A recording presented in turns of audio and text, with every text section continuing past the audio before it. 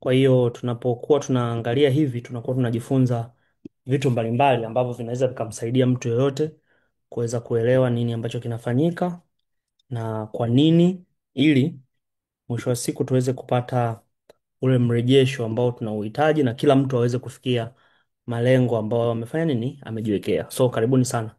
Leo tutajifunza kwa nini huuzi.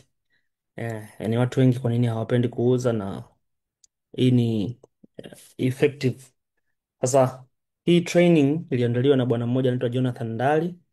Huyu ni mtaalamu wa mambo ya masoko ambaye alikuwa anafanya kazi BF Suma previously, na kwa kufanya kwake kazi ikampelekea mambo kuwa rahisi kuweza kutengeneza training kama hii. Kwa hiyo mpaka sasa hii ni training ambayo itakusaidia kuweza kufikia malengo yale ambayo unatamani kuweza kufikia. Mwisho wa siku, ukielewa vyema kuhusu training hii, utajikuta upo kwenye uwezo mkubwa wa kuweza kufanya mambo yaweze kuleta matokeo kwako, lakini si kwako tu, pia na timu yako. Kumbuka, mtu yoyote ambaye yupo kwenye training hii ni jukumu lake kujua kwamba haya anayojifunza hajifunzi kwa ajili yake peke yake, anajifunza kwa ajili yake na kizazi chake. Kumbuka, biashara yetu ni biashara ya duplication, monkey see, monkey do. Kwa hiyo unapojifunza inakuwa rahisi,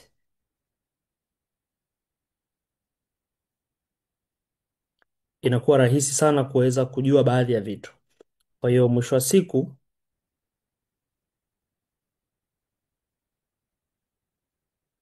inakuwa inakuwa rahisi kwako kuweza kufahamu vitu fulani na wewe kwenda kuvifundisha kwa watu wengine. So leo tutaangalia why you are not selling. Hii inahusika na how to sell effectively. So hapa tutaangalia vitu ambavyo, kwa nini huuzi na kwa nini unatakiwa uuze. Kwenye introduction tutaangalia what is selling. Nini maana ya kuuza? Mtu akikwambia nini maana ya kuuza, kwa hiyo kuuza is simply assisting customers to make satisfying buying decisions by communicating how products and their features match customer needs and wants. Yani kuuza ni kwa kusema kumsaidia mteja aweze kuridhishwa ili aweze kufanya maamuzi ya kuweza kununua. Aha. Kununua kwa namna ambavyo umemuelezea bidhaa zako zinafanya nini, features zake, ili ziweze kuoana na mahitaji alionayo yeye mteja. Kwa hiyo leo mara nyingi watu wengi wameshindwa kufanya sales kwa sababu anakwenda kumpatia mtu viwanja, mtu ambaye ana hitaji la kununua gari. Kwa hiyo sio kama eti watu hela hawana. Mtu hela anayo, ila wewe ulichoenda kumuonyesha na hitaji lake havimechi. Kwa hiyo ndio maana inakuwa ni ngumu huyu mtu kuweza kufanya decision ya yeye kuweza kununua bidhaa ambazo wewe unaziuza. Kwa hiyo ni muhimu sana kuzingatia kwenye swala hilo. Kwa hiyo watu wengi wameshindwa kuweza kuuza kwa sababu anachanganya mafaili na kwenda kumweleza mtu jambo lingine wakati hitaji huyu mtu alionalo ni lingine. Kwa hiyo mwisho wa siku inampelekea kumuia vigumu huyu mtu kuweza kufanya maamuzi. Je, anunue au asinunue? Kwa hiyo ni muhimu sana kuzingatia kwenye swala zima la sales. Lakini pia sales involve providing customers product and service they wish to buy. Kwa hiyo lazima uwapatie customers wako kitu ambacho wao wanatamani kukinunua. Kwa hiyo utakapompelekea kitu ambacho customers wako anatamani kukinunua, ni rahisi sana kuweza kufikia decision na akafanya maamuzi ya kuweza kununua kile ambacho wewe unakiuza. Na failure to do that, maana yake sasa hapo, hiyo ni changamoto ambayo inaweza ikakupelekea ukashindwa kuuza bidhaa yako kwa sababu tu ulishindwa kuitranslate vizuri, na kushindwa kwako kuitranslate vizuri kunapelekea huyu mtu ashindwe kuelewa nini ambacho alikuwa anatakiwa kufanya nini, kukinunua. Kwa hiyo ni muhimu sana kuzingatia unapokuwa kwenye swala zima la kufanya sales. Kwa hiyo sales kwa watu wengi imekuwa ni changamoto sana, kwa sababu wanashindwa kumeet customers wanahitaji nini, ili wao waweze kuwapatia vitu customers ambacho wanakihitaji. Kwa hiyo ni muhimu sana kwenye swala zima la sales. Lakini kwa mfano, unakwenda kumuuzia mtu pure and broken. Unapokwenda kumuuzia mtu pure and broken, lazima ujue kwamba huyu mtu anahitaji pure and broken, anahitaji prostate, anahitaji NMN au anahitaji kuwa recruited kwenye biashara. Kwa hiyo hivi ni vitu ambavyo wewe lazima uvijue. Kwa hiyo utakapojua vitakupatia ahueni ya kuweza kuelewa kipi ambacho unadili nacho na unadili nacho kwa sababu gani. Kwa hiyo lazima ujue nini ambacho unakwenda kumuuzia mtu. Lakini jambo lingine, lazima ujue huyu mtu anatakiwa kununua bidhaa au anataka kujoin kwenye biashara. Lazima hawa watu wawili uwatofautisha. Ukishajua kuwatofautisha, itakupatia uwepesi kwenye namna gani ambavyo wewe unaweza ukapitch sales yako na ukapata exact person within a sales ile ambayo unahitaji. So hapa tutaangalia three reason why you are not selling. Kwa nini watu wanashindwa kuuza? Kwa nini watu hawauzi? Kwa nini watu hawawezi kuuza kitu fulani? Jambo la kwanza, lack of appropriate knowledge. Watu wanakuwa hawana taarifa sahihi ya kile ambacho anakiuza.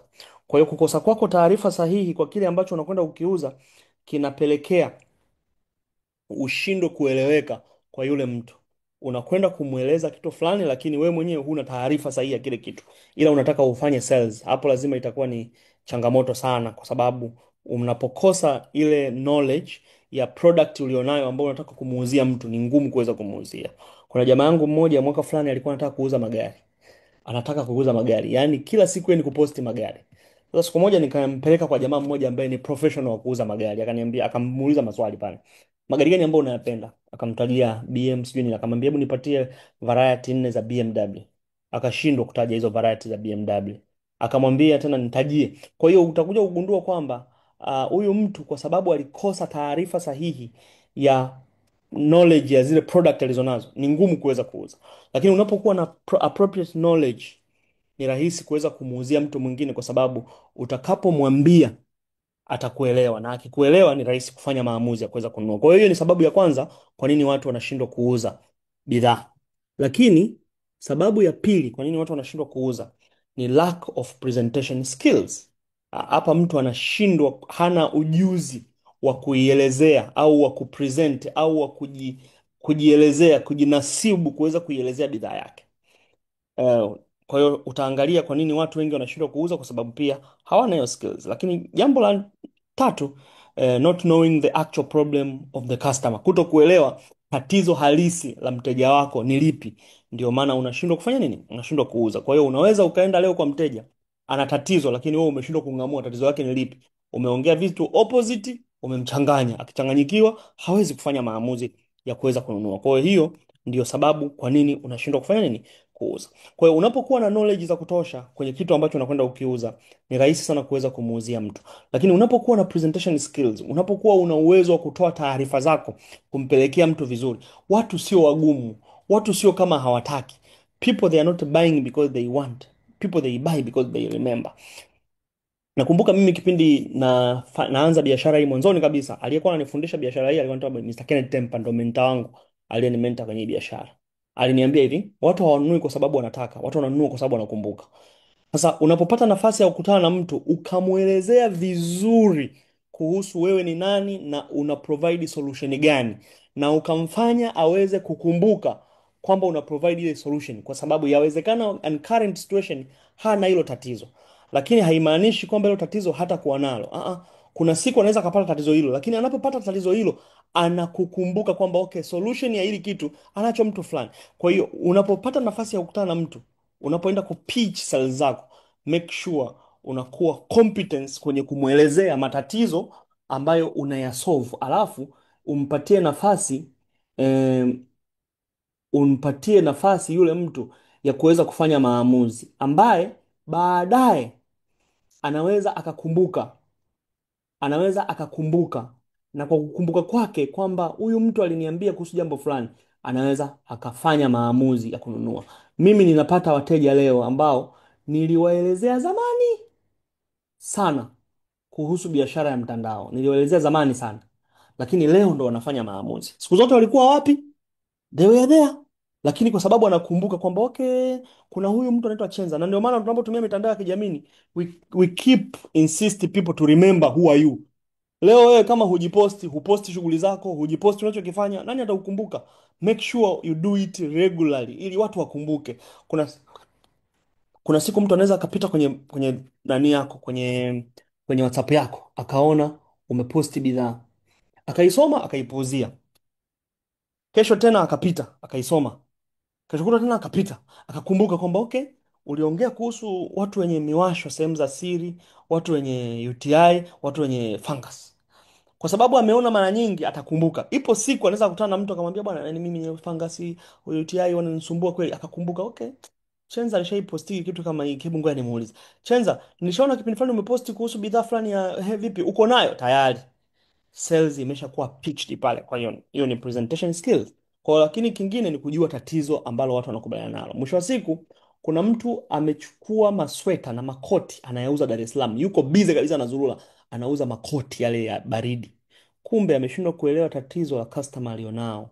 Kumbe makoti itakiwa aende akayauze Iringa, aende Njombe, aende Makambako, sehemu ambayo kuna baridi kali. Kwa hiyo sehemu ambayo kuna baridi kali inakuwa ni rahisi sana, kwa sababu ameshajua hitaji la customers wake wanataka kitu gani. Kwa hiyo watu hawauzi kwa sababu ya hivi vitu vitatu. Sasa tukiangalia solution, namna gani mtu anaweza akawa na solution ili uweze kufanya biashara yako ya BF Suma iweze kuwa vizuri na uweze kupata sales. Jambo la kwanza, invest muda wako kusoma na kuzielewa product. Invest muda wako kusoma na kuzielewa product. Sasa zielewa bidhaa vizuri, itakuwa ni rahisi sana kwako kuweza kuwa na taarifa sahihi, ambazo kwa taarifa hizo sahihi ambazo utakuwa nazo, ni rahisi sana wewe kuweza kumwelekeza mtu na huyo mtu akafikia maamuzi ya kuweza kuelewa nini ambacho kinafanyika.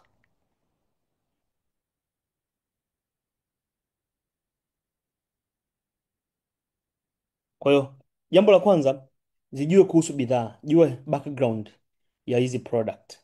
Na jambo la pili, jua active ingredient. Na jambo la tatu, jua ingredient zinapofanya kazi zinapoingia ndani ya mwili wa binadamu. Sasa hapa nitakufundisha technique fulani ambayo ni rahisi sana wewe kuweza kujua hizi bidhaa zinafanya nini. Ngoja nichukue bidhaa moja hapa. Mfano, hapa ndipo na bidhaa ambayo inaitwa X-Powerman Coffee. Ngoja nifungue kamera kwa wale ambao tuko hapa muweze kuniona. Yes, sijui kama mnaniona hapo. Ehem. Okay, ngoja. Ukichukua hii bidhaa ambayo inaitwa X-Farman Coffee, hii bidhaa ina kitu fulani ambacho kipo, ambacho hapa inaonyesha kabisa active ingredients. Sasa ukichukua active ingredients, hii bidhaa inafanya kazi gani? Yaani wakati fulani hata uhitaji kutumia nguvu nyingi, kwa sababu kumbuka hizi bidhaa sisi ni food supplement. Kwa hiyo unaweza ukachukua tu hapo ukaandika function of ginseng, kwa sababu moja ya ingredient zilizopo kwenye hii bidhaa, kuna ginseng extract, kuna tonkat ali extract, kuna maca extract na epimedium extract. Hizi ndio ingredient ambazo zimo kwenye hii bidhaa. Sasa unaingia tu kwenye ChatGPT unaandika, kwa sababu dunia sasa hivi ina taarifa zote. Ina taarifa zote. Kwa hiyo ukishaandika hapa function of, kwa tayari inakuletea hizi function moja kwa moja, inakwambia recognitive to the mental function. Hizi ni taarifa ambazo unazipata kwenye ChatGPT, ambazo hata wewe ukiingiza sasa hivi zitakwambia ina reduce mental fatigue, ina energy and physical performance, ina boost na kupatia mtu physical performance, ina deal kwenye mambo ya antioxidant, inasaidia katika colonial and sexual health. Kwa hiyo utagundua hii bidhaa inaenda kuwasaidia watu kwenye swala zima la sexual. Sio hivyo tu, inakwenda kufanya kazi zingine nyingi. Sasa unapokuwa umesoma active ingredient kwenye bidhaa, ni rahisi kuweza kupata taarifa sahihi. Kwa hiyo vitu vya kujua, lazima ujue background ya product. Kwa mfano, ukienda kusoma historia ya Tonkat Ali, ummea, utagundua mtu kugundua huu mmea alikuwa ni mchunga mbuzi. Hiyo nani, hii Epimedium extract alikuwa ni mchunga mbuzi, ambapo kila akichunga mbuzi alikuwa akishangaa mbona mbuzi yani kuna sehemu kuna majani fulani akiwapeleka wakila, yani mbuzi muda wote ni full kupandana, yani hawa mbuzi shida ni nini yani. Kwa hiyo kila akiwapeleka hapo, yani wakishakula yale majani dakika mbili tu unakuta dume mbio kwenda kupanda majike. Kwa hiyo akaamua naye kutumia huyu bwana alikuwa ni mtafiti, alipoamua kutumia na yeye akajikuta yuko on fire. Kwa hiyo akagundua okay. Kwa hiyo historia ya mmea unaitwa Epimedium extract, utagundua kwamba okay, kumbe ndio hivyo inavyofanya kazi pale inapokwenda kufanya kazi mwilini. Kwa hiyo utakapozijua ingredient itakusaidia. Kwa hiyo zijue ingredient kwenye kila bidhaa. Unataka ufanikiwe kwenye biashara, unataka ufanikiwe kwenye mauzo, unataka uuze product nyingi, unataka upate faida kubwa, invest muda wako kuweza kujifunza na kuweza kuwaelekeza, ili uwe na taarifa sahihi unapoongea na mtu, iweze kuwa rahisi kwako. Usitake kupata matokeo kwa kazi ambayo hujafanya, utakuwa ni mbabaishaji, na hatutaki watu wababaishaji. Tunataka watu wenye content, watu wenye maelezo yaliyonyooka, ili waweze kupitch sales, waweze kuwa mamaster kwenye kusell, ili at least mtu kwa mwezi aweze kuuza point 1,000. Katika point 1,000 atengeneze faida hata milioni mbili kwa mwezi. Kwa faida milioni mbili kwa mwezi na umetumia mtaji wa 1,500,000, utagundua kwamba biashara yako inalipa na utakuwa na furaha sana. Hasa hebu assume leo umeongeza milioni mbili tu kwenye mauzo kwa mwezi mzima, nje ya mshahara wako, kama wewe ni mfanyakazi au kama wewe ni una other deals ambazo unafanya ukaingiza, utajigundua ni mtu ambaye unapata furaha, unakuwa unajisikia vizuri na unaendelea kuwa vizuri. Lakini jambo lingine, use the product frequently to know how they function. Kuwa mtumiaji wa bidhaa, usiishie tu kuwa mtu ambaye unauza bidhaa wakati wewe mwenyewe ufanye nini, hutumii. Huu ni mtego mbaya sana ambao watu wengi leo wanao. Wanapenda kuuza ila kutumia bidhaa wao kama wao hawatumii. Leo nataka nikuonyeshe kwamba mimi mwenyewe sio tu muuzaji wa bidhaa, pia ni mtumiaji wa hizi bidhaa. Ninatumia, yani ninatumia kwa sababu na mimi mwenyewe ni binadamu, na kuna siku na mimi na nitakuja kuumwa kama sintokuwa mtumiaji wa nini, wa bidhaa. Kwa hiyo niko na bidhaa hapa, nataka nikuonyeshe ambazo binafsi ninazitumia na ninazitumia. Kwa hiyo kwa sababu ninazitumia, I trust this product, kwa sababu mimi mwenyewe ni mtumiaji wa hizi bidhaa na ninaziamini. Kwa hiyo sio mtu tu kwamba eti yule anatuuzia tu bidhaa. Siuzi tu bidhaa, ninatumia pia. Kwa hiyo siishi kwenye kuziuza, pia ninazitumia. Hapa nitakuonyesha bidhaa ambazo niko nazo ili uweze kuelewa kwamba okay, kumbe people they are using product. Kwa sababu mtu anaweza akafikiri kwamba okay, you pitch sales lakini you are not using the product. So mimi pia ninatumia bidhaa. Sasa hapa nitakuonyesha bidhaa ambazo natumia. Nina kahawa hii hapa, hii inaitwa Ginseng Coffee. Hii Ginseng Coffee huwa napenda sana mimi binafsi, kila siku lazima nichanganye mara mbili. Nachanganya hii ginseng na reishi. Kwa hiyo napokunywa mpigo mmoja, mi napiga ile heavy. Kwa hiyo nachanganya reishi coffee na ginseng coffee, nachanganya. Kwa hiyo nikichanganya hivi napata testi moja ambayo ni nzuri sana. Lakini pia jioni kama sasa hivi nakuwa natumia Experiment coffee na Cordyceps coffee, nachanganya na zenyewe natumia. Kwa hiyo nakuwa niko vizuri, kwa sababu hizi ni ingredient ambazo ni muhimu sana mimi kuzipata mwilini. Lakini kwa sasa, moja ya bidhaa ambazo nazitumia kwa sasa, ninatumia Detox Live. Hii ni kwa ajili ya kutoa sumu kwenye ini. Hii detox live natoa sumu kwenye ini, lakini pia nasafisha figo.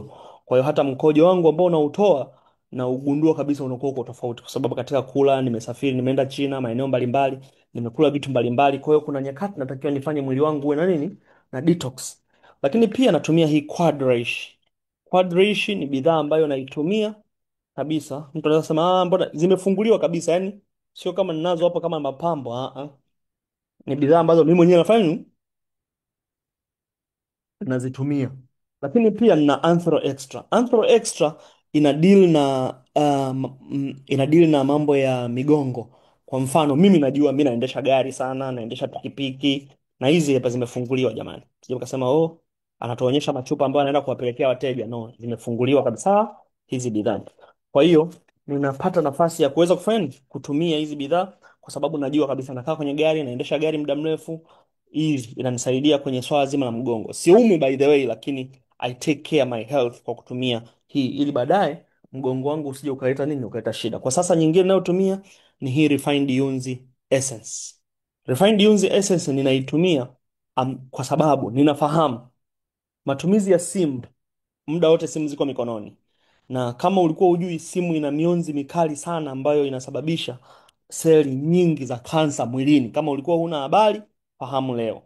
Kwa hiyo mimi ninatumia sana hii kwa sababu natumia sana simu. Simu ipo karibu na mimi muda mwingi. Kwa hiyo kwa sababu natumia, lazima nitumie Yunzi kila baada ya miezi mitatu, at least ninywe chupa moja, ili niondoe ile side effect ya ile rays ambazo zimeingia ndani ya mwili, ili niendelee kuwa nini, kuwa safe. Kwa hiyo hizi ni bidhaa, lakini pia popote nilipo sikosi antida. Hii antida inasaidia, kwa mfano nimekula chakula kina food poison, ni rahisi sana kuweza kutumia hii na nika safi, hata kama tumbo lilikuwa linafanya nini, linaniuma. Kwa hiyo hapa nazungumzia, don't be a seller of the product, be a user of the product. Wewe mwenyewe usiishie tu kuwauzia watu na kuambia bidhaa hizi nzuri sana, wewe mwenyewe hata ujui rangi ya bidhaa ipo vipi. Buy product, use product. Utakapotumia bidhaa utaziamini, kwa sababu kuna vitu ambavyo vitakuwa vimefanya. Kwa make sure you buy monthly na unatumia. Hii itakupatia knowledge pamoja na experience. Kwa mfano, mwanzoni mimi kipindi naanza biashara, nakumbuka nilitumia Constellilax. Nilipotumia Constellilax nilikuta tumbo langu linajaa gesi, tumbo linaunguruma, tumbo linafanya nini, na nilipoanza kwenda kupata haja kubwa, nilikuwa napata haja kubwa nyeusi. Nikawa na panic, nini nini. Baadaye nashangaa jasho linatoka mwilini. Ndo baadaye nikija kujua kwamba okay, hii product kwa sababu nimetumia, nilikuwa na toxic nyingi sana mwilini. Kwa hiyo ile utoaji wa zile sumu mwilini unapoanza kufanyika, maana yake kwenye inapoenda ku cleanse ile colon, kwa sababu ni colon cleanser kwenye ile digestion system, utumbo mpana, inapoenda kutoa zile waste zote, kumbe ngozi ina uwiano mkubwa sana na mmeng'enyo wa nini, wa chakula. Kwa hiyo nikaanza kuona tofauti. Kwa hiyo hii itakusaidia kuweza kupata confidence unapoenda kuuza bidhaa, kwa sababu utakuwa unauza kitu ambacho unakifahamu vizuri sana. Utakuwa unakifahamu vizuri sana. So kingine, grow your understanding of the marketing plan. Elewa mpango masoko wa BF Suma. Ielewe marketing plan. Kwa hiyo ifahamu marketing plan. Sometimes jua calculations za marketing plan ambazo zinafanyika, ili iwe rahisi wewe kuweza kumweleza mtu mwingine. Lakini pia unatakiwa ujue kurecruit, na itakusaidia utakapojua marketing plan kwenda kumwelezea mtu, kwa sababu wakati fulani watu, kwa sababu ya kushindwa kuelezea vizuri biashara yako na namna gani ina faida zake, mtu mwingine anashindwa kuielewa biashara. Na ndio maana network marketing asilimia kubwa watu wengi wanaona kama ni biashara ya kitapeli tapeli hivi, yani imekaa, watu wana wrong perception, lete mtu alafu waje watapeliwa pamoja, alafu yule aliyeanza biashara ndo apate hela nyingi, which is wrong. Kwa hiyo unapofahamu marketing plan inakusaidia kuweza kuelewa kwamba si tu kuleta mtu why unatakiwa ujoinishe watu. Kwa hiyo understanding a marketing plan is very important. Lakini pia understand the history of network marketing, understand history ya BF Suma na industry nzima kwa ukubwa wake. Jua top leaders wa industry. Kwa leo ukiingia kwenye mtandao wa Business for Home, utagundua kuna watu wengi wanatengeneza pesa. Mtu anatengeneza mpaka dola milioni moja kwa mwezi kwa sababu tu ya network marketing, kwa sababu ana timu kubwa ya watu, kwa sababu hii biashara inakupatia unlimited earning potential. Unaweza ukapata kiwango chochote cha pesa ambacho unakihitaji kwa network marketing. Kwa hiyo ni vitu muhimu sana ambavyo mtu anatakiwa aweze kuvijua, ili mambo mengine yaweze kwenda vizuri. Kwa hiyo hilo ni jambo muhimu, lakini kingine, knowledge kuhusu BF Soma na knowledge kuhusu product itakufanya wewe uweze kuwa mwepesi kwenye kupresent na kuweza kumfanya mtu umwamue awe nani. Unaweza ukaamua mtu akawa customer au ukamfanya mtu akawa business partner. Tuna option mbili, kumfanya mtu aweze kuwa customer au business partner. Hiyo ni vitu ambavyo vyote vinawezekana. Kwa hiyo presentation skills ni muhimu sana, ili kuweza kufanya biashara yako iweze kurun vizuri. Kwa hiyo the key to get it right is always to keep our customers engaged. Listen, ask question, offer real solution. The longer you can keep their attention, the higher your chances of winning over them. Kwa hiyo unapokuwa unazungumza na customers wako, kwa hiyo ni muhimu sana kuwasikiliza maswali wanayouliza, be conscious maswali wanayokuuliza, offer solution, wasaidie. Itakuwa ni rahisi sana wewe kuweza kuwafanya waweze kufikia. Kwa hiyo mwisho wa siku unatakiwa upresent like a pro. During the first few minutes of your presentation, your job is to assure audience members that are not going to waste their time and attention. Haya ni maneno ambayo aliyaongea bwana mmoja anaitwa Del Lagin, na huyu bwana aliyazungumza haya maneno, kwa hiyo ni muhimu sana. So kuna tips za kupresent kama pro. Jambo la kwanza, fanya research kuhusu customers. Mara nyingi watu wengi wanashindwa kuwini customers wao kwa sababu hawafanyi research. Yeye mteja akishamuuliza hiyo bei shingapi, yeye ashalopoka bei bila kujua historia ya huyo mtu. So kuna tricks ambazo unatakiwa uzijue. Kwa hiyo mjue kwanza research kuhusu customers wako. Who are they? Where do they live? What they do for a living? Hivi ni vitu vitatu ambavyo mtu anatakiwa ujue. Mjue mteja unayemuuzia ili uweze kuwa na pitch sahihi kwake. Kwa mfano, mimi leo ukaniambia mimi ninaishi Mwabwepande, kuna sense inaanza kuja kichwani mwangu. Kwa hiyo nitakuwa conscious kujua okay, nahitaji kuwa na maelezo ya ziada kwa sababu maybe huyu mtu hana big exposure. Mtu akaniambia naishi Masaki, kitendo chake cha kuniambia tunaishi Masaki, naelewa Masaki nyumba kwanza bei. Masaki ni nyumbani kwako au umepanga? Akamwambia Masaki pale ninaishi kwenye apartment fulani. Okay. Kwa hiyo nakuwa na maswali tu madam nijue anaishi wapi, nijue anafanya nini, kazi yake ni nini. Kwa mfano mtu anaweza kaniambia bwana, najua afya yangu mbovu. Unafanya kazi gani? Mimi ni dereva. Ah, unajua. Ah, mimi bwana, unajua mimi nauza nguo. Nguo hao unauzaje, yani mitumbani, wapi? Kwa hiyo maswali yale ambayo namuuliza, nataka kumjua mteja wangu. Nikishamjua nakuwa najua mteja wangu huyu nitampichi wapi. Hiyo ni namna nzuri sana ya kuweza kujua. Lakini jambo la pili, offer a solution to their problems.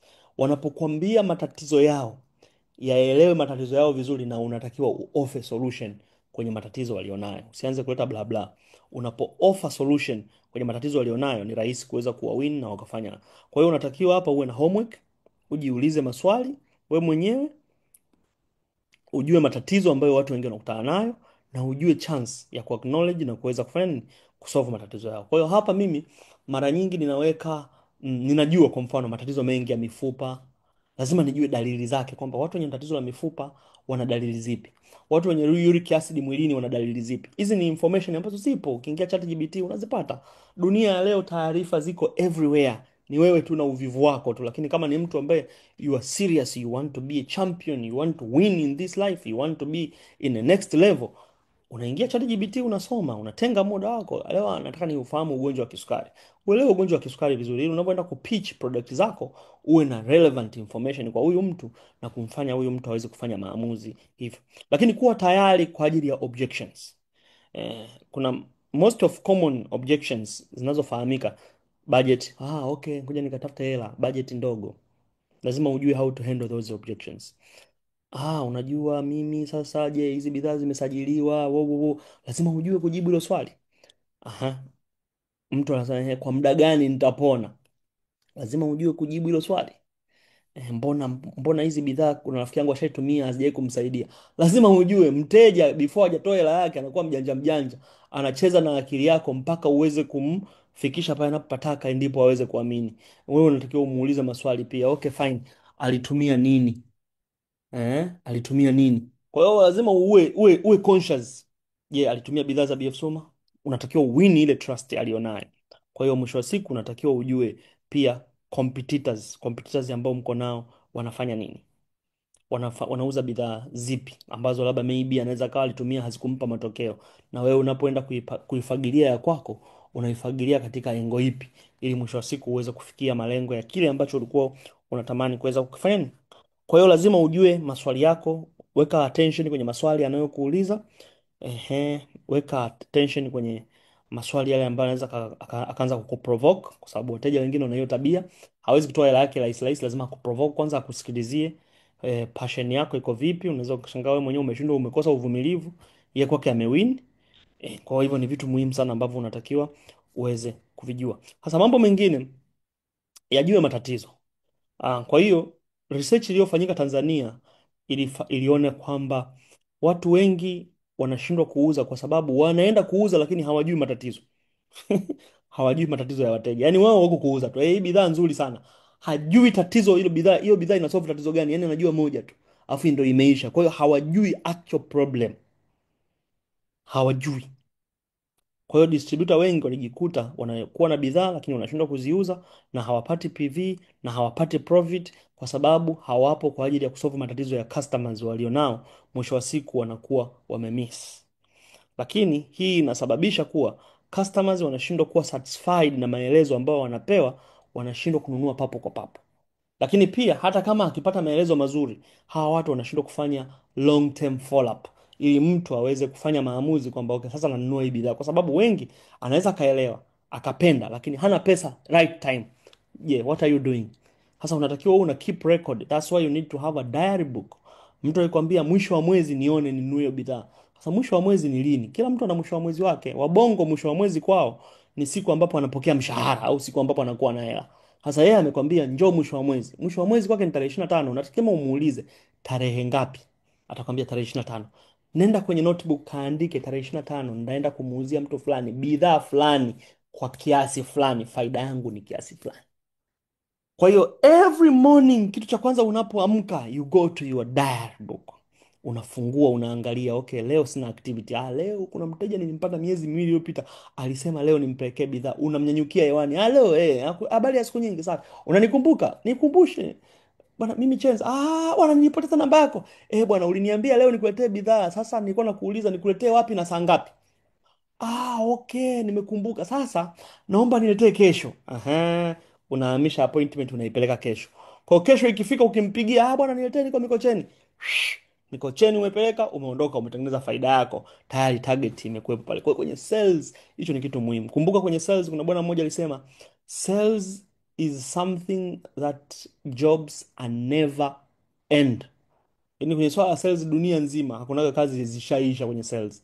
Ila to do sales effectively ni kitu ambacho dunia inakihitaji na watu wengi hawana. Kwa hiyo hizi ni tips. So unapo face solutions, get to ask customer about the background of the problems. Usiende tu mteja akakwambia hiyo bidhaa shingapi? Hiyo 200,000. Unampoteza. Hiyo bidhaa shingapi? Kwani wewe unaumwa nini? Tuanzie hapo kwanza. Tatizo lako hasa ni nini? Mimi bwana, unajua miguu inakuwaga hivi na hivi. Limeanza tatizo lako lini? Okay. Je, ushaitumia kitu kingine chochote? Lazima umsogeze karibu. Ushaitumia kitu kingine chochote? Hapana, nimekuwa nikitumia dawa lakini siponi. Umetumia dawa kwa muda gani?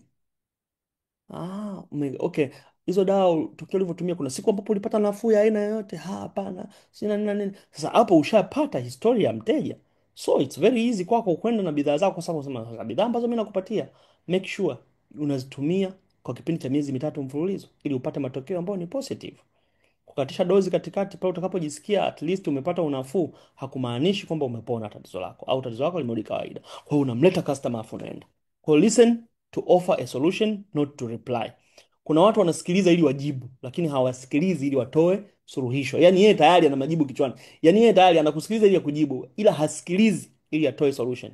Kwa hiyo kuwa msikilizaji ambaye unatoa solution mwisho wa siku.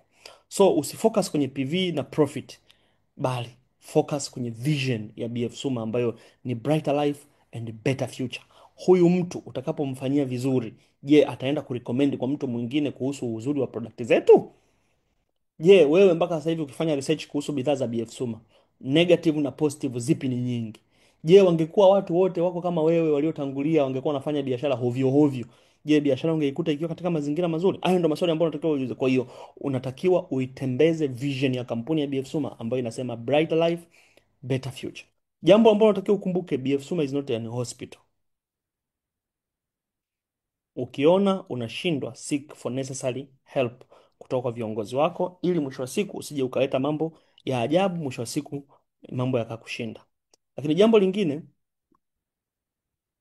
ni jambo lingine, customers wako anapokuwa ameridhishwa na huduma yako, hiyo ndio inatakiwa hiyo priority yako. Yaani mimi huwa nafurahia mteja wangu atakaponipigia simu kuniambia, Chenza, nakushukuru sana, ile bidhaa ulionipa mama yangu sasa hivi ana maumivu miguuni yameisha. Yaani hiyo ndo naitafuta, hiyo najisikia vizuri sana kuliko vitu vingine vyote, ambapo nakuwa na solve solution kwa watu mbalimbali. Kwa hiyo hapo unatakiwa ufanye follow up and consistent. Unapompatia mteja, haumpatii tu na kumkimbia, lazima umpigie simu mara kwa mara kumuuliza, muingiza kwenye list ya watu ambao unawahudumia. Jua mteja wako amechukua bidhaa gani, jua bidhaa yake inaisha lini kama anaitumia vizuri. Maana yake unajua kabisa bidhaa hii, kwa mfano hii refined beans, mimi nikimpa mtu leo na akaniambia jioni nimeanza kutumia, mimi nahesabu siku 14, najua bidhaa siku 10, nampigia simu, unaendeleaje kutumia bidhaa? Ah bwana, naitumia. Kweli unatumia au hutumii? Ah, mimi natumia hizi bidhaa. Ehe. Hamna siku umeruka? Hakuna siku nimeruka. Okay. Vidonge vyako vitakuwa vimebaki vichache. Unaonaje nikuletee nyingine ili usije ukakatisha dozi katikati? Ah, hebu ngoja nihesabu. Hey, kweli vimebaki vya siku 2. Ah, okay. Sasa naomba kesho nikupigie uniletee vingine. Tayari unaunganisha cells, kwa sababu mwisho wa siku tunachokitafuta sisi ni consistent buying of the product ya watu wanapotumia kupata solution. Ametumia bidhaa, amepona. Sasa kama amepona, sina mconvert na kuwa business partner, namjoinisha na yeye anaenda kuambia wengine. Basi ndio hivyo, biashara inazidi kufanya nini? Kutanuka. Kwa hiyo ni jambo muhimu sana. Every sales conversation should end up with call, action and relevant to the customer.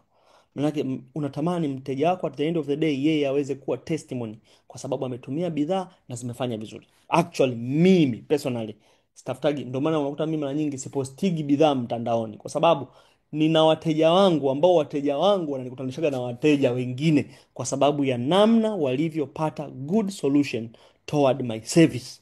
Kwa hiyo mimi I'm very good in service. Na hii ni wiki ya, tupo kwenye wiki ya nini, ya huduma kwa mteja.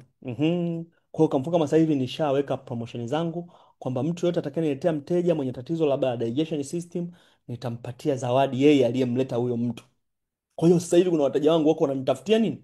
Yaani wateja niliwauziaga wao, bidhaa zimefanya kazi, wanaenda kunitafutia na wenyewe wateja. Kwa hiyo wakienda huko wanaenda wakiwa na maneno ambayo hata mimi sijawatuma. Yaani wao wenyewe wana maneno yao wanaenda kuambia. Sasa kumbuka, anapokwenda kuzungumza mtu ambaye amepata solution direct, feedback inakuwa ni very awesome. Kwa hiyo yule mtu anakuja akiwa na trust ya yule mtu, wala hahitaji kunijua mimi. Cheza, nimepewa namba yako, nahitaji bidhaa fulani. Imeisha hiyo tayari. Kama hivi kesho nina mtu yuko Australia ananifuatilia for so long, akakutana na mtu mwingine ambaye yule mtu alishatumia bidhaa zangu. Kuna siku alikuwa anapiga story, akaja kunipigia simu, bwana Chenza, kuna jamaa mmoja bwana, ni rafiki yangu, ameniambia ametumia bidhaa zako zimefanya kazi sana. Sasa nina mamangu mdogo na tatizo la bawasiri, so how can you help? Namba yake hii hapa, mpigie. Nikampigia, bwana, nimepewa namba yako bwana, tayari. Ah, nimepewa namba yako, hizo bidhaa shilingi ngapi? Nikajiropokesha tu bei. Ah, sawa basi, namba gani nitume hela? Yani imeisha tayari, kaingiza hela. Business done. And business is all about money in. That's a business. The rest of things, that are stories, lakini business is all about money in. Kwa hiyo mambo mengine yakawa yameenda vizuri. Kwa hiyo unapomfanyia follow up customers, kuna vitu viwili ambavyo unakwenda kuvifanya. Jambo la kwanza, ina increase trust kwenye mahusiano between yeye na yeye, lakini customer inavyokwenda unamfanya aendelee kununua zaidi na zaidi, anakuwa frequent buyer na mwisho wa siku atajoin biashara. The customer will give you referral, more new customer to work with. That's increase sales. Kwa hiyo customer mmoja atakuunganisha na mwingine na mwingine, na hiyo pia inaongeza sales nyingine. Sasa kuna huu mchoro ambao uko hapo unasema hivi. Generating leads, lazima utengeneze leads. Hizi ni steps katika selling process. Generate leads, qualifying leads, approach the customer, develop solution, handling objection, close the sale, make a follow up. Hivyo tu. Hiyo ndo sales, hizo ndo step. Kwa hiyo unapo generate leads ni pale ambapo unakuwa umekaa na mtu mnazungumza, unamwelekeza kuhusu kitu ambacho uko nacho na solution ambayo unakuwa nayo. Lakini kingine una qualify lead. Unapo qualify ni kwamba unapomwelekeza kwamba hiki kinafanya hiki, ukitumia hiki kinaondoa hiki. Bidhaa hii inasolve tatizo hili na hili na hili. Kwa mtu anayetumia mara kwa mara. Lakini unaenda kumwelekeza kwamba mtu mwenye tatizo kama hili asipopata solution kwa muda mrefu itampelekea kupata hiki na hiki na hiki na hiki. Then una approach the customer, mwisho wa siku una develop solution. So solution ni nini? Solution ni kwamba anza kutumia bidhaa za mifupa ili baadaye usije ukapata matatizo ambayo yatakusababisha ushindwe kutembea. Utafika mahali utashindwa kutembea, utatumia magongo. Unajua maumivu ambayo mtu anayapata, nenda Moi pale kawaangalia watu ambao wamepata matatizo ya migongo na hawajavunjika na wala hawajaanguka, ni kwa sababu tu walipuuzia kupata matibabu mapema. Okay, anachukulia serious. Kingine, handling objection. Nataka kukwambia hizi bidhaa hazifanyi kazi, nani ashaitumia? Handle hiyo objection. Unajua bidhaa zenu ni bei sana. Handle that objection. Bei ukilinganisha na nini?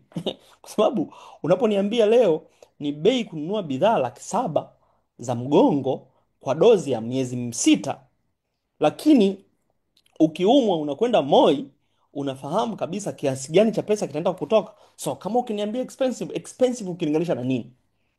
Kwa hiyo lazima ujue kuhandle hizo. Mwisho wa siku close sales, mwambie unataka kuanza dozi yako lini, kwa sababu wiki ijayo tunategemea kuwa na promotion ya kununua bidhaa kwa less than 20%. Kwa maybe kama utakuwa tayari, organize bajeti zako ili mwezi ujao ni kuingize kwenye listi ili uweze kupata bidhaa kwa discount, na hiyo itakusaidia kuweza kufanya biashara yako, kufanya nani, uweze kupata bidhaa vizuri. Tayari umeshamclose wewe, zina sales zinapunguzwa, hazina mteja ajuage. Mbona wewe unaendaga supermarket unakuta on sale, waongo watupu, hamna cha sale wala cha nini, bei ni zile zile, ile umeandikiwa pale on sale, tuko sale 20% off, na wewe umejaa kwenye mfumo 20% off. That's sales technique, ndugu yangu. Ni wewe tu unakuwaga ujui hizo vitu, lakini ni technique ambazo unaklozia, hizo ni sales genuine kabisa. Then make follow up, fuatilia. Ametumia, mfuatilie. Alisema atakuja, mfuatilie. Mwisho wa siku umetengeneza nini?